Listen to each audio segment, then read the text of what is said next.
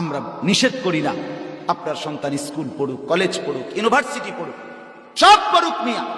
Atlantic মহাসাগরের চাইতে বেশি জ্ঞান হোক, হিমালয়ের চূড়ার চাইতে বেশি জ্ঞানী হোক, কোনো আপত্তি নাই। কিন্তু আপনার সন্তান যেন আল্লাহ না বলে, আখেরাত না বলে, নামাজ না বলে, সেজদা না বলে, আত্মপরিচয়, মুসলমানের পরিচয় না বলে 16 বছর করার পরে আল্লাহর কোরআন পড়তে জানে না। আমরা ব্যর্থ, আমনের ফুটো ব্যর্থ। আপনি টাকা যদি খরচ করছে এটিও ফালতু, আমনে যে ছেলে পড়ছে তেও ফালতু। আমার বাচ্চা আল্লাহ কোরআন পড়তে পারবে না, আমার বাচ্চা সেজদা দিবে না কেন? কি দেবে না? কি সংসার করলাম আমি? আল্লাহ বলেন, শেষ কথা হইল সুম্মা তালিনু জুলুদুহুম ওয়া কুলুবুহুম ইলা যিকরিল্লাহ। কোরআনের শেষ বৈশিষ্ট্য এখানে আল্লাহ বলছে। আরেক শেষ বৈশিষ্ট্য হলো অতঃপর দেখেন কি কি কইছে। 1 নাম্বার আহসানাল হাদিস, কোরআন সেই কিতাব আমি নাজিল করেছি। আল্লাহ বলে কি নাজিল করছি শোনো। 1 নাম্বার এটা হলো সর্বোত্তম কথা। 2 এটা পূর্ণাঙ্গ কিতাব, মানে সব কিছু যেখানে আছে সব সমাধান, এটারে বলে কিতাব। 2, 3 এটা এমন যেটার এক কথা আর এক কথার সাথে শুরু শেষ চমৎকার সামঞ্জস্য পূর্ণ।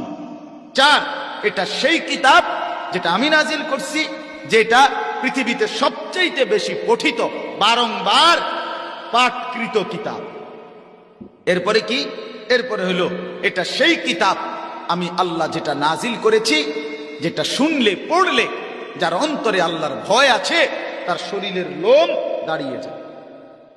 সর্বশেষ বৈশিষ্ট্য 1, 2, 3, 4, 5, 6 এই 6 নাম্বার বৈশিষ্ট্য হলো সুম্মা তালিনু জুলুদুহুম ওয়া কুলুবুহুম ইলা যিকরিল্লাহ।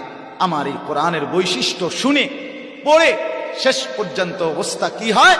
আমার বান্দা তার শরীর, তার দেহ, তার অন্তর উভয়টাই আমি আল্লাহর স্মরণে, আমার ইবাদতে, আমার বন্দিগিতে নম্র হয়ে যায়, নরম হয়ে যায়, আমার গোলামিতে লেগে যায়।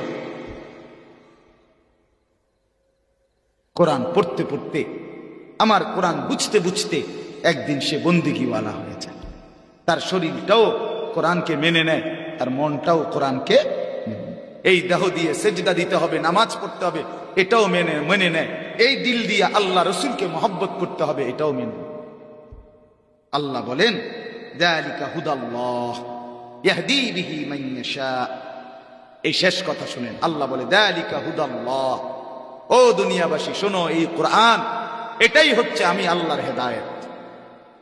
ইয়াহদি বিহি মান ইয়াশা, এর দ্বারাই আমি যাকে চাই তাকে হেদায়েত দেই, আলো দেই, পথ দেখাই। তাহলে অতএব বন্ধু, কোরআনকে বাদ দিলে অন্য কিছুতে তুমি আলো পাবা না। এই যে এরপরের শব্দটা ওয়ামান ইউদলিলিল্লাহু ফামা লাহু মিন হাদ, আল্লাহ যাকে পথভ্রষ্ট করে, আল্লাহ যাকে কোরআন থেকে বঞ্চিত করে, আল্লাহ যাকে কোরআন থেকে বিমুখ করে, ফামা লাহু মিন হাদ, তার আর কোনো পথ প্রদর্শক নাই।